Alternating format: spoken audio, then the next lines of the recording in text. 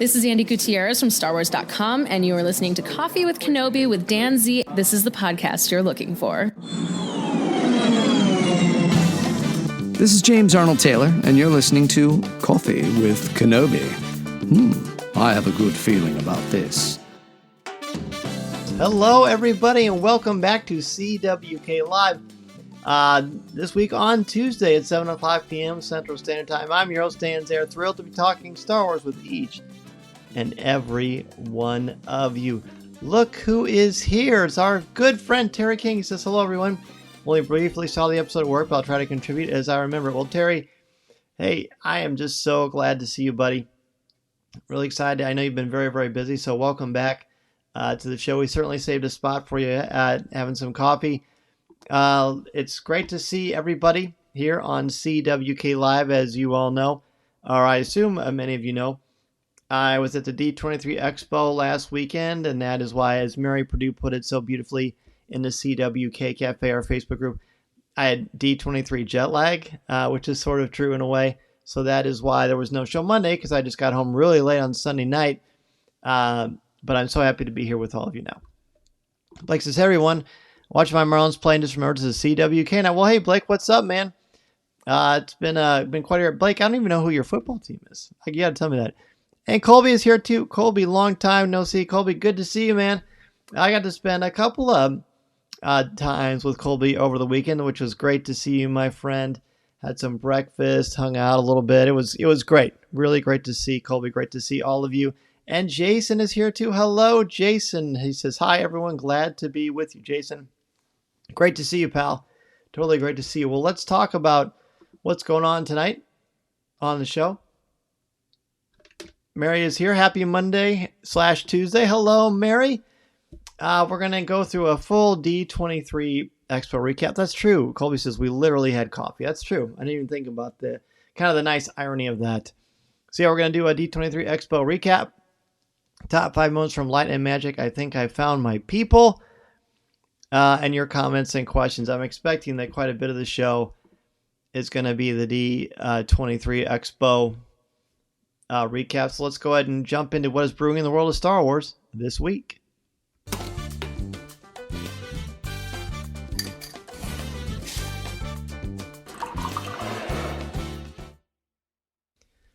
All right, I'm actually pulling up my phone now because I've got so many pictures and videos, many that I haven't posted yet.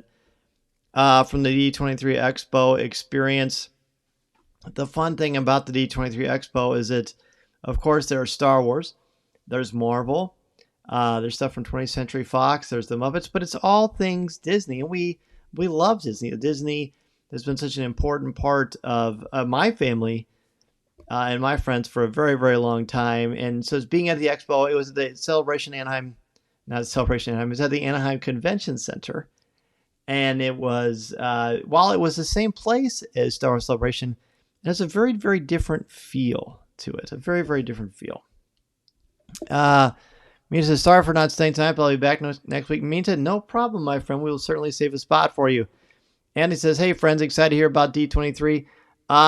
Thanks, man. Good to see you here. Blake was on. I get to see Lou Mangello at all this past weekend. Blake, I did. Well, I don't know if you can see it on my phone here. But I got to see Lou a lot. I got to see Lou a ton. We chatted quite a bit. We love to give each other a hard time. Got to hang out with Becky as well. I can't believe I'm showing these pictures on my phone. I should have. Honestly, look, I'm feeling a little underprepared. There's me with the Balloon Grogu at the MEI Mouse Fan Travel and WDW radio booth. I'm feeling a little underprepared, which I can probably say I've said that probably maybe a handful of times in my entire Coffee with Kenobi life. But the D23 Expo, there was so much to cover and so much going on. And I got home about 1 a.m. and then woke up the next day at 5 to teach. And I've been teaching for a couple days. And, you know, I wouldn't trade it for 1 second. I love both aspects of my life. I love having these passions, how they work together. But I should have had pictures ready, so I apologize for that. David says, I don't think I found my people. I know I found my people. The CWK community. Yes, David, it's good to see you, buddy. Thanks for being here. Josh says, you've returned. Yes, I have returned. Ready to talk about what's going on. So The D23 Expo, what makes it so unique, again, it's all Disney. And if you didn't know it was at the Anaheim Convention Center where Star Wars Celebration was, you would never know it was the same place. I mean, the exterior, yes, is the same. The security is fairly similar too. But once you get inside, the way it's broken down and segmented is amazing. If you remember at Star Wars Celebration this year where the Star Wars live show was over like at the one end of the convention center, it's very, very wide open. And this is completely closed off. So you don't even know about that, where it is. And you walk through a separate entryway and they've got all these black curtains separating it. And the whole floor is carpeted. And then there's these big stages and all these giant monitors. So it feels like where, again, you'd be standing around the Star Wars show on a concrete floor. Here, it's like you're in this big, beautiful auditorium, which is pretty great. Anthony says, 5 a.m. is a quick turnaround, yes. But honestly, I was running on adrenaline. I was so excited to see my family when I woke up, so that was good. Jason was saying, what kind of coffee did I drink to get me going? You know what? I don't remember. Deanna buys this great coffee from Target that I really like, so I don't remember, but it was good. I really think, Jason, that it's just adrenaline. Brian says, kickball season is over, so I am back. Tape down all the valuables. All right, Brian is here. I've sent the appropriate warnings. Our people warned us that you were back, so we're happy to see you. Blake says, Dave, welcome tonight, buddy. And then David says, my Florida brother. That's right. So fun. Boy, it's so nice. This is a really nice turnaround, a turnout of people. So good to see all of you. So the first day was the live action Disney park stuff. There's also the Disney Legends panel. So we got to see from a lot of really cool celebrities and hear their stories about how they got into the world of Disney and became Disney Legends. One of my favorite speeches was from Josh Gad, who of course plays Olaf. And he said at the end of his speech, first he was really funny and silly, and then he got serious. And at the very end, he said, oh yeah, to the Disney recruiter at Walt Disney World who didn't hire me to be a Jungle Cruise skipper, I'd like you to update my resume to say Disney Legend. And the whole place erupted. And boy, I think that's a true story. I don't know for sure, but it's pretty great. Pretty great stuff. Terry says, by the way, your studio looks terrific. Well, thank you, Terry. I really appreciate that. I was inspired a few weeks ago to kind of change things up a bit, and definitely did that. And it's fun. Still a few things I want to tweak, but I'm really happy with it. So thank you so much. So yeah, the Josh Gad thing was funny.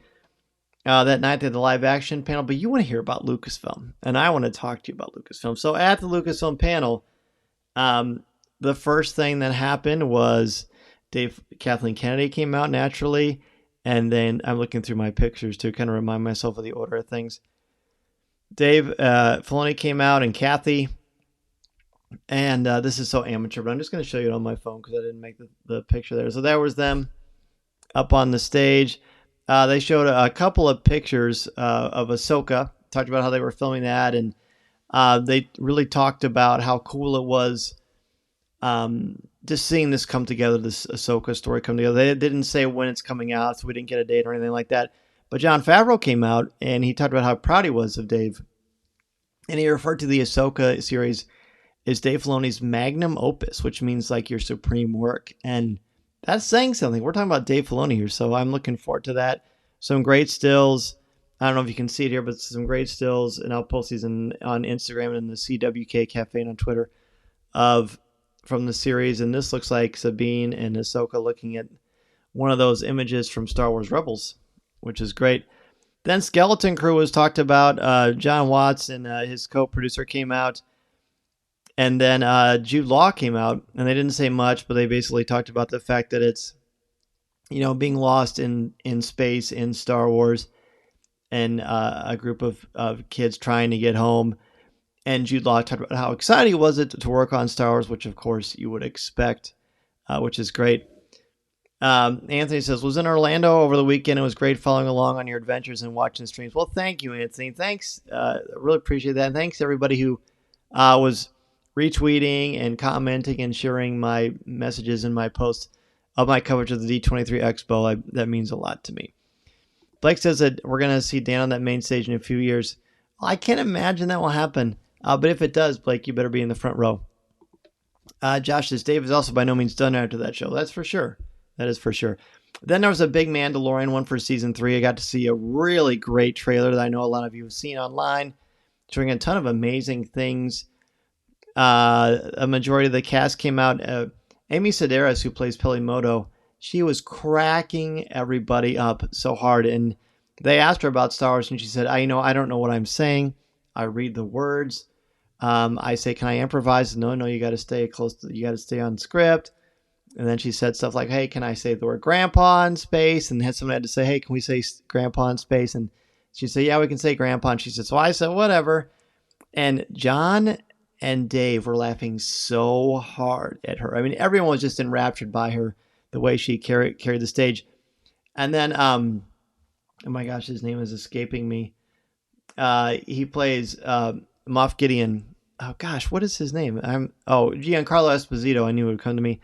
He came out and he said, you have something I want. But he said it in his Moff Gideon voice. And man, he was like electric. He would be a great host for like a late night talk show or just a stage host, because he really fired that crowd up. He clearly loves what he's doing. You had Katie Sackhoff was there. Emily Swallow was there, plays the armorer. And she talked for a really, really long time about how she acted. How do you know how to act and portray, the power of your emotions as the armorer when you don't have a lot of lines? And she talked for a while, so much so that Kathleen Kennedy said, well, I think you've made up for lost time with the limited amount of words that you've used on screen. And everyone laughed, and they clearly seem to be a tight-knit group, and they seem to be having a lot of fun. And I love that. I thought that was great. Anthony says espressos with Esposito. There you go. He would be awesome. So then next, I guess I skipped over Tales of the Jedi. Now, I skipped over Colding. So Bad Batch, it was confirmed it's going to be 16 episodes for the second season, and it's coming out in January. And I think that's been pushed back, and I don't know why that is. I mean, if I were making these, I would want to have Andor stand on its own, I would think. And then they showed a pretty substantial clip of Tales of the Jedi. And let me tell you, friends, if you haven't seen that trailer, you got to watch it. Please wait until after CWK Live, of course. But it is unbelievably great. It looks like a very similar style to Clone Wars. They said Dave wrote all 6 episodes, I believe. 3 episodes are about Ahsoka. 3 episodes about Count Dooku, about before he becomes, a Lord of the Sith. And they look great. They didn't mention the voice cast, but a lot of the voices sound extremely familiar to me. And all 6 episodes are going to drop at once in October. I could not have been more excited. It's sensational. And I don't use that word a lot. I don't even think of that word, but it looks absolutely sensational. Tales of Jedi, can't wait to see that. Blake says, meeting Esposito in Orlando this past year was a highlight of my fandom. He's an incredible man. That's right, you did meet him. I remember seeing that picture. That was super cool. Josh said he wants to play Professor X. Josh, backing up what I was saying, Bad Batch comes out in Andor in January. Makes sense. Yep, I totally agree. Is there an idea about the length of the episodes?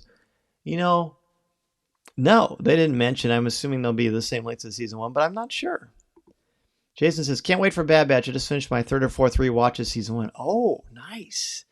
Bad Batch, we had so much fun because that was the longest running animated show as far as in a season that I can recall. I don't think Clone Wars ever reached 22 episodes in a season. Feel free to correct me, but I'm not sure about that. But we spent so much time on it in Coffee with Kenobi, and you can be sure that we're going to be doing that again here. All right. So finally, Indiana Jones. James Mangold, who's the director of this film, came out, talked about how amazing it was to work on it and getting the news. And then they showed a trailer that at the time of this recording, at this live event, you haven't seen unless you're at the D23 Expo. I'm not going to spoil it because I don't do that, but I'm going to tell you, I loved it. And you know how much I love Indiana Jones, how much I love Harrison Ford, how much I love these movies. It's got a ton of action. It seems appropriate for where Harrison is in his age and where Indiana Jones is in his career. The music, the John Williams music sounds wonderful and just, again, so spot on thematically with where we're at in the story. And then it's just, oh my gosh, the end is great. There's some fun surprises. I loved it. I loved it so much. And I'm more excited because I'm sharing it with all of you while we're chatting here. And that's, again, the beauty of CWK Live and this amazing Star Wars community that we have here on Coffee with Kenobi. So that's so good. Anthony says, one word reaction for the trailer. Yeah, sensational. That's my word.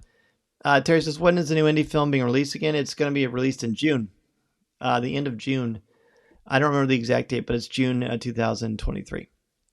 And then at the end, after the trailer lights come on, and out comes Harrison Ford. Amazing. He looked great. He always looks great. He's with Phoebe Waller-Bridge. He's got a big role in the film. And he talked about what this movie means, and he says it's got a lot of heart, but it also is sure to kick your. And then he said a word that rhymes with grass that is about the derriere, and everyone laughed.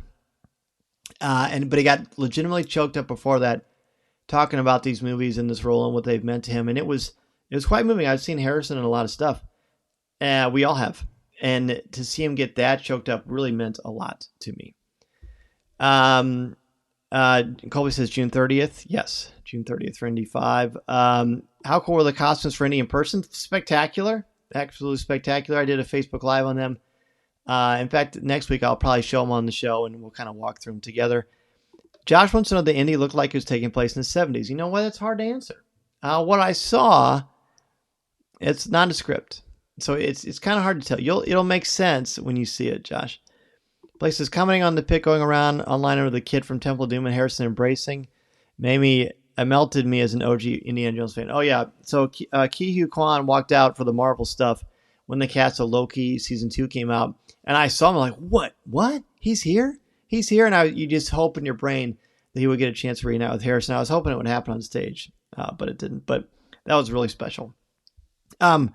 So Harrison then he talked about the future. He's like, he goes, wait a minute. And he walks out right in the middle of the stage to the front. And he says, wait a minute. I'm done. I'm not doing this again. This is the last one. I'm not falling down for you people anymore. And he said it really sternly, but also with that playful mentality that he has. It was great. I can't wait. I cannot wait. You can believe that when the Indiana Jones stuff starts gearing up, we're going to be talking about that on Coffee with Kenobi. I don't know if it changes to Coffee with Katanga or what, but Coffee with Kenobi is going to talk Indiana Jones. I can promise you that. Absolutely promise you that. From that point on, there really wasn't a ton of Star Wars stuff. I mean, I got to see a lot of wonderful people and spend some time with them. I mentioned seeing Colby and Lou and Becky. I spent a lot of time with Clayton Sandell. He's a good friend of mine, as many of you know. He and I went to Disneyland on Saturday night, and that was absolutely terrific. I can tell you this.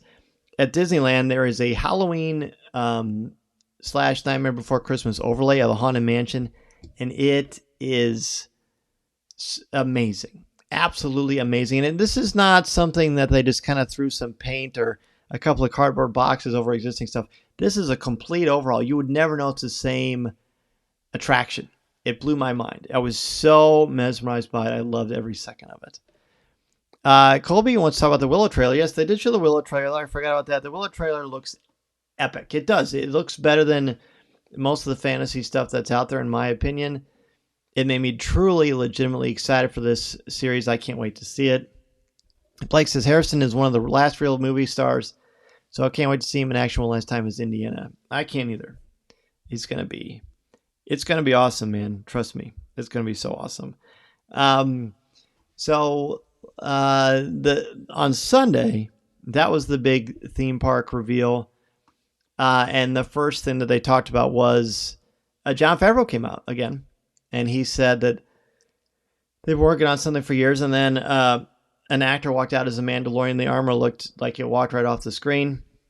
He opened his side bag and there was Grogu. And so the Mandalorian and Grogu are going to be walking around at Galaxy's Edge at the theme parks. Looks exciting. It's going to be some great picture opportunities. This looks like the real deal. So I think people are really going to enjoy that. There was a lot of great merchandise. There was a lot of great atmosphere, a lot of smiles, a lot of enthusiasm. The D23 Expo is fantastic. I highly recommend it. I think it's a lot of fun. Celebrates all things Disney, of course, Star Wars being a big part of that. So it was a blast. It was an absolute blast. So thank you everybody for letting me share some of those recaps. It was great fun to be a part of, and great fun to share with you. They haven't said yet when the next one's going to be, but I'm looking forward to it. I can tell you that right now. Okay, so let's look at our top 5, shall we? So our top 5 this week, as I mentioned at the top of the show, this week's episode is I Think I've Found My People. This is the 4th episode in the series, and I'm excited to talk about it with you. This episode really moves past Star Wars, because Star Wars is, Return of the Jedi was, come and gone. And it was time for ILM to move on. So let's talk about the top 5s. So number 5, Blake says, this week is my last week using the excuse that I watched the episode a few weeks ago and I can't remember anything. Hey, that's fair. It's not an excuse. It's real life. Life gets in the way. I don't want this to be homework. And so if you did, great. If anything you can think of, Blake, is fine. Anybody, so let me know your top 5s. Number 5 for me, I can't quite think of their names, but there's there was a love story in this episode between 2 ILM employees that worked together, and then they fell in love. And the way they describe sort of their first meeting, and they show some pictures. I don't know if it's from their first day on the job together or what. It might just be that happens to be one, but it was really pretty cool. I really like that. The next one. Mary's number 5. So that was my number 5. Mary's number 5 is Ben Burt coming up with all the sounds, which was tremendous. Absolutely tremendous. Mary David says, number 5, Dennis Muren talking about how fortunate they were to be working at ILM and how George supported it all. Dennis Muren's a cool guy. And I like that you mentioned that, David, because I thought it was super cool too. There's legitimate sincerity to all of it. And that means a lot. That means a lot to me. Okay, so I've given my number 5. Mary has, David has. I know a lot of you are watching the show right now, so please jump on in. Jason's number 5 is all the cool stuff in the episode. The cloud tanks and the ghosts, the model poltergeist house, the development of the speeder bike chase. Yeah, a lot of great stuff with that. Poltergeist always freaked me out, but that one, it's kind of neat to see it like that too. Brian's number 5, it starts off with Spielberg talking about walking in and finding junk food and having fun. Makes you want to join in and be part of the group. Yeah, I like that too. I think it's cool there was a lot more of Steven Spielberg in this particular episode, so I enjoyed that one as well. I'm ready to move on to 4, but I don't want to leave anybody out, so I'll give you a few moments if you have one that you want to jump in there with. Here we go. What's up, Ben? Ben's number 5. Good to see you, man. The description of that atmosphere, there are not a lot of egos. I bet we all wish we could work in an environment like that. It was really refreshing. So that, Ben, actually ties into my number 4, because we're going to jump into number 4 now. My number 4 is sort of a combination of the Spielberg showing up and seeing the casual atmosphere. The junk food people are having fun, but a lot of work is getting done, obviously. And I just like that culture. I like that, like you said, Ben, it would be nice to work in an environment like that.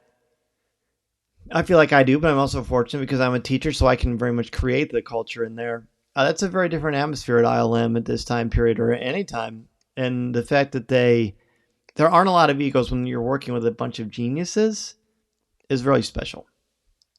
So that is number 4 for me. What about you? David's number 4.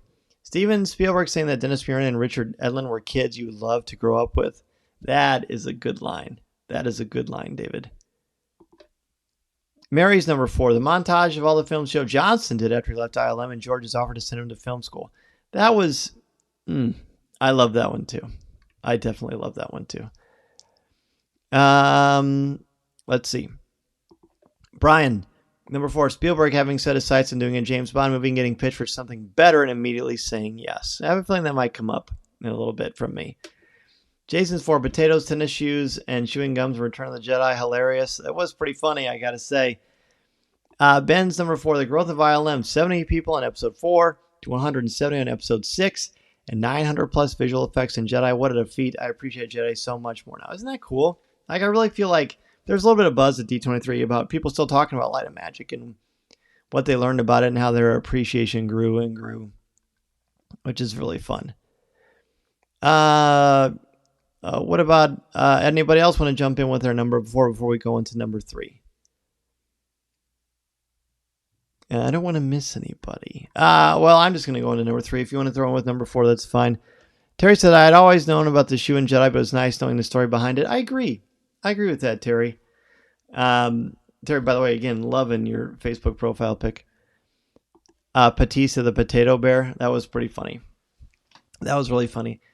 Okay, so number 3 for me was very much the evolution of morphing and seeing, or is that in the next episode? Gosh, as you can tell, I watched them all in a pretty close amount of time. So then I don't remember. You have to remind me. I'm not so sure. Was that the one? What I do know, even though I don't like Poltergeist because it scares me, I liked seeing how they made that house implode. And the fact that they had no frame of reference for that. This is number 3. They had no frame of reference for that. And they just had to create it. So Dennis Muren and the team just sort of worked together and created the stuff with all the camera tricks and the innovations and the inventions. And never, as George says, well, let's find a way, see if we can figure it out. Have a think, absolutely tremendous the way they did that. And it's still a great effect today, that seeing that house implode like that. Kobe says, I don't have a list tonight, but I love all of yours. I just will say the series as a whole and ILM story is absolutely inspirational. I agree with that. Very inspirational. Jason's number 3. It's amazing how so much of ILM's success seemed to happen by accident, change, or simply asking what if. Yes, what if? Exactly, Jason. What if we did this? What if we try that? Making you think about the world differently, which is so great. David's number 3. The brilliance of John Knoll, that guy, is incredible, and his contributions are profound for ILM and movies overall. Absolutely, David. I love that guy. He did a lot, and plus he's very responsible for Rogue One happening. So that's so cool. 3 for Brian. As a true space program fan, it was so heartwarming to see George and Steven wearing NASA hats. Oh, that's kind of fun. Number 3 for Mary, the effects for Raiders on the island with people melting and the ghosts. Then the entire Poltergeist background. That was the last horror film I ever went to. Scared the bejesus out of me. Same here. Not a fan. Same here. Blake says, I do remember the Poltergeist stuff. I don't watch movies with hauntings, but I do remember the ingenuity they need to have with it. Their minds are amazing. They are very, very much amazing. Ben's number 3. Same as Jason, all the little gum and chews, but especially the potato bear for a rancor. I think in all these episodes is how real-life objects have inspired iconic characters, ships, and more. That's a good point, Ben. That's a really good point. I hadn't thought about it that way, but you're right. That's absolutely correct. I'm ready to go to number 2. Number 2 for me is when they first start to introduce the idea of Indiana Jones, and then John Williams' music starts roaring in, and they start playing some sequences from Raiders. I was watching this episode recently when I was running on the treadmill, and when that happened, I would just put my hands up, yeah, while I'm running on the treadmill, da, da, da, da. And Mason, I guess I rhymed Indiana Jones and Mason together.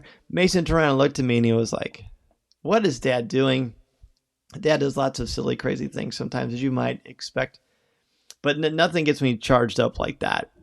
That Indiana Jones theme, the Raiders March, and seeing how they, we know that story, really well. The idea of it, I want to do a James Bond, and George's like, well, I've got something better. Here it is. Just so good. So good. All right, what about everybody else? What is your number 2? Number 2 for Brian is Phil Tippett becoming Max Rebo and jamming out. Definitely an honorable mention for me. And I think my favorite part about it is how much fun Phil Tippett had with it. So that's definitely an honorable mention for me. Dave is number 2. Rose Dugnan talking about the teamwork and lack of egos throughout ILM. Not easy for that to occur in any setting and profession. No, it's really not. Ben, number 2, the Poltergeist line about imploding. That's a $250,000 sentence. I like that too. Then seeing how they pull it off with piano strings, a vacuum forklift, and shotguns I agree with everyone. Not a horror fan. That one is one of the most difficult. Yes. Agreed. Jason's number 2. The incredible ingenuity, genius, and dedication of the ILM creatives to develop and advancing their craft like the Pixar machine and the Photoshop. When you hear like the creation of Pixar, it's just kind of, again, what can't this guy do? What can't this guy inspire? It's amazing. Number 2 for Mary is John Knoll's entire story. From touring ILM as a teenager, going to USC, being hired after graduation, and getting into the computer graphics, just so cool that he and his brother developed Adobe Photoshop. Again, now that George didn't do that, but he finds these geniuses, helps to empower them, and look out. Look what happens. Look what happens. All right, I don't think I missed anybody who's been contributing. If you got your number 2, feel free to plug it in, but it's time to go to our number 1. Dun, dun, dun. Number 1 for this episode for me. Whoops, that's wrong. Number 1 for me is the story that Mary told a little bit ago about George Lucas offering Joe Johnston to pay for Joe Johnston's film school. Joe was like kind of burned out and wanted to move on and wanted to do his own thing, and just kind of in that space that's so challenging for all of us. We all face this at one time or another. And then George offers to pay for Joe Johnston, which is also Jason's number 1. George Lucas, I'm even more in awe of this man now than I was before. He's so dedicated to advancing the art of filmmaking. I love how he offered to pay for Joe Johnston to go through USC Film School. Absolutely amazing. I didn't know that story before. I didn't know it. And hearing it, you feel awe is a great way to describe it, Jason. There's just a lot of awe and appreciation for George because of what he did. And thank goodness. I mean, Joe Johnston he's a name that you know, and when you hear it, you just know there's brilliance there. And his works have brought smiles and awe to so many faces. But he's amazing. He's like a genius too. Let's see. Ben says, Joe Johnston's story about going from taking a break back to film school on George's dime. I especially liked it because instead of George letting him throw in the towel, he let him embark on a new path. Talk about empowering someone. Amazing. David, Lucas selling Pixar to Steve Jobs and hiring talented people to fill out the computer graphics division at Lucasfilm to support special effects in their movies. Really special. Again, it's amazing what happened there, and it's all about supporting movies. It's completely all about supporting movies, isn't it? And it's terrific. Let's see. Number 1 for Brian. He says, Joe getting up the nerve to leave ILM, only get a counter offer from George to have him pay for the film school. Did that just happen? Exactly. So many of us really thought about that, and it just really moved us. Really moved us so much. Terry's next one is Joe Johnston's support from George Lucas was the most significant and heartwarming story from this episode. Yes, 100%. Mary's number 1, Pixar, its entire development and then being sold to Steve Jobs. Such a complete cycle from starting with Lucasfilm to becoming its own company and then being bought by Disney, then Lucasfilm being bought by Disney. Pretty cool how that all kind of works out together, isn't it? Well, thank you, everybody. Gosh, it's good to see so many of your happy, smiling faces, or at least your happy, smiling profile pictures. Next week, as promised, it's going to be a little more challenging, a little more daunting, but no less fun. We're going to combine episodes 5 and 6. Episode 5 is morphing, and episode 6 is no more pretending you're dinosaurs. Oh, I mean, get ready, right? So instead of doing a top 5 for each one individually, I want to combine them. So let's combine morphing episode 5 and 6, no more pretending you're dinosaurs, into one little pot and make a top 5 of both of them together. Okay? I think that will be a lot easier and more digestible. Terry says, was I seeing things, or was Grant Imahara seen in this episode? That's a good question. Ben's number 1 is everything Jurassic Park. Wow. Okay, with a bit of a tease. But that's exciting. So yeah, that is going to be next week. We're going to look at, again, morphing and no more pretending you're dinosaurs all in one. So we're going to do a top 5 the 2 episodes combined, but we're just doing one top 5 list. So you can pick a couple from 5, you can pick a couple from 6, you can pick them all from 5, you can pick them all from 6. Doesn't matter to me. Those are the next 2. And then it is on to Andor. Yes, indeed, it is. Chloe says, spoiler alert, morphing versus morphine cracked me up. I thought that was funny, too. Mary says, did you guys see the Revenge of the Jedi shirts some of them were wearing? It wasn't that cool? It was very cool. Do you remember, I think it was the last time I had Steve Sansweet on, he talked about those Revenge of the Jedi. Not Revenge of the Jedi, he talked about Revenge of the Sith shirts, but the reveal. Yeah, Revenge of the Jedi shirts, pretty cool. That would be, imagine having an original, I swear when I was a kid I had an original Revenge of the Jedi poster. I can't remember. Are we doing all 3 episodes of Andor as a top 5 or breaking up? So, I'm still thinking about that, Ben, because I'm not sure how to answer this. But I can't imagine, as much as I would love to, I think we might just have to combine it into one massive list because there's so much. But the great thing is, because of all of your contributions to the show, to CWK Live, we're all going to have a lot to say. And there's a lot of, I'm guessing, stuff in the first 3 episodes. So, yeah, I think we'll probably combine them, Ben, just to keep it easy. And I don't know what I'm going to do when Andor and Tales of the Jedi are out. But, this is a good problem to have. A good problem to have. All right, let's go ahead and jump into Ask Dan Z.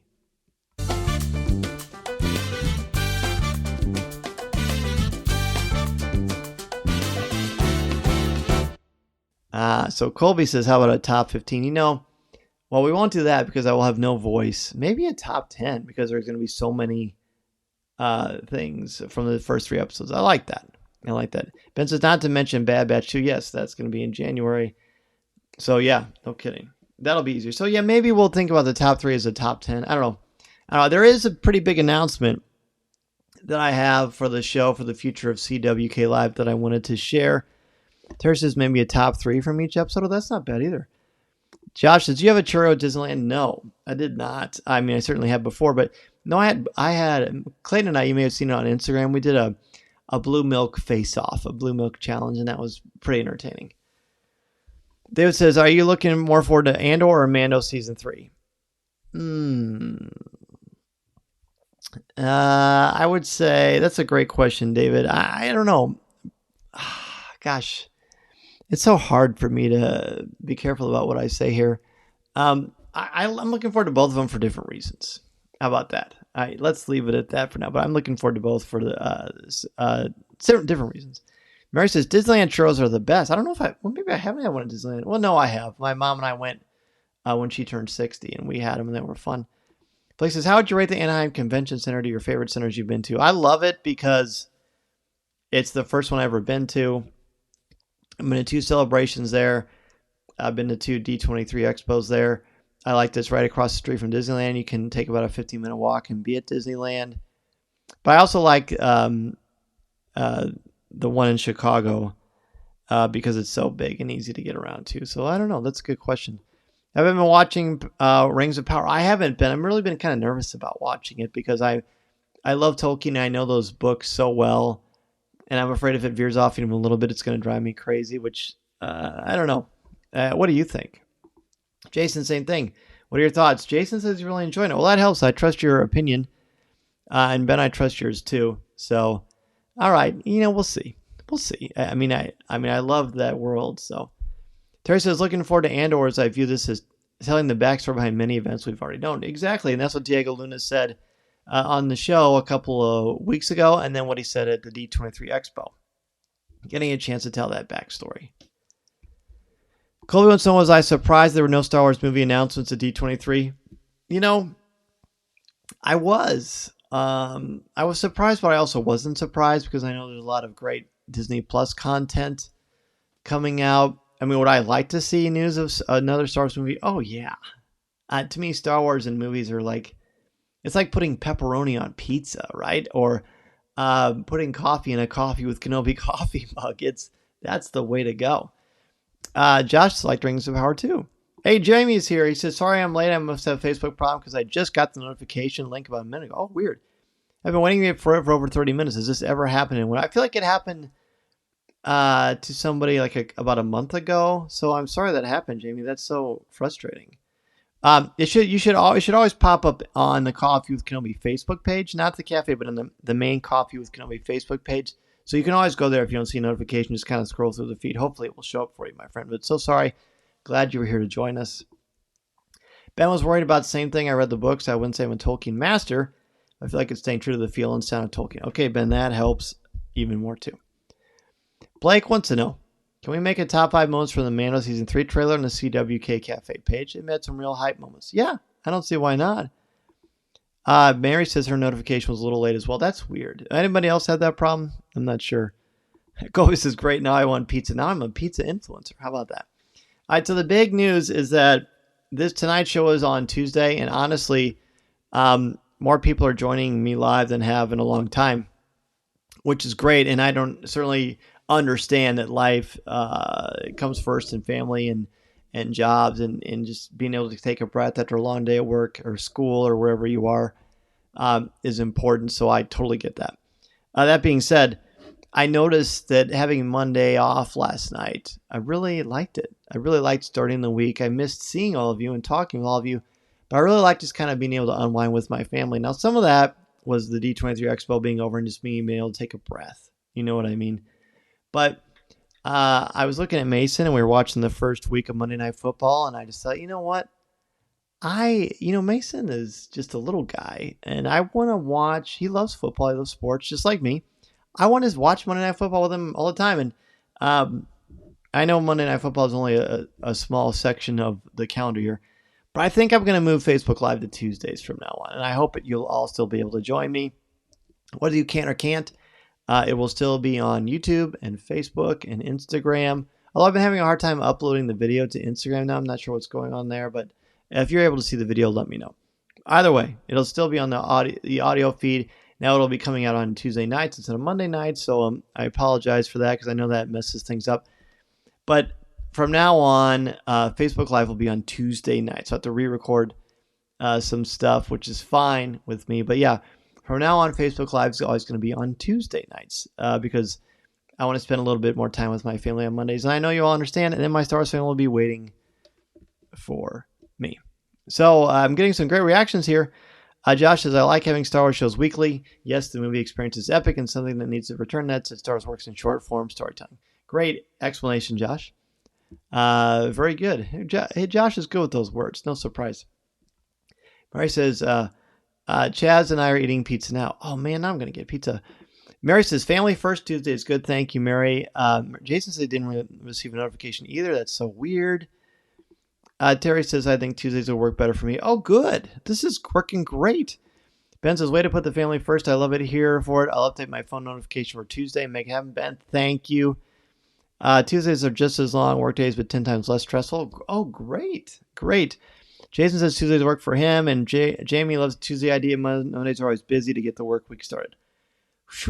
Universally, this is working. Well, thank you so much, everybody. The force is strong with the Star Wars family. I'm really grateful for that. So yes, next Tuesday night, we're going to talk about, I'm going to put up this, and no, I won't put up the transition because it's the wrong slide. But yeah, so I will see you next Tuesday. Now we're going to talk about the episodes 5 and 6 of Light and Magic. We're going to combine it into one big top 5. Please let everybody know about the show. Let them know about Coffee with Kenobi's podcast. Let them know about the social media that we have. Let them know about the CWK Cafe and our amazing Facebook group. But most importantly, let them know how much you love Star Wars. And we've got this amazing positive community here, which is everything to me. It's why I love Star Wars so much, honestly. Josh says, funny thing about Mondays, we are recording our annual reactions on Monday, so Tuesday for CWK is great. Oh, wow. It's all the stars are aligning. This is good. I'm really happy about this. Mary says, have a great week, you too. David says, yes, family first, Dan. Good night to the CWK community. I found my people. Yes, we're very fortunate to have you and everybody here, David. Blake says, love you, Dan. God bless you and your family. Love my CWK family. Thank you all so much for being awesome. Yes, thank you, man. Terry says, have a great week. Looking forward to the pics on the CWK page. Thanks, Terry. Great to see you back again, my friend. Colby, take care. Jason, have a great week. Thanks so much, everybody. Be well. Got a great show for you this week. It's going to be much more detail of the D23 Expo. A lot of live interviews with Lou Mangello, Becky Menken, AJ Wolf from the Disney Food Blog. A lot of surprises there for you, so be on the lookout for that. It's coming out this Thursday. In the meantime, have a great one, and remember, this is the podcast you're looking for. This podcast is not endorsed by the Walt Disney Company or Lucasfilm Limited. It is intended for entertainment and informational purposes only. The official Star Wars website can be found at www.starwars.com. Star Wars, all names, sounds, and any other Star Wars related items are registered trademarks and/or copyrights of Disney and their respective trademark and copyright holders. All original content of this podcast is the intellectual property of Coffee with Kenobi unless otherwise indicated. This is the podcast you're looking for.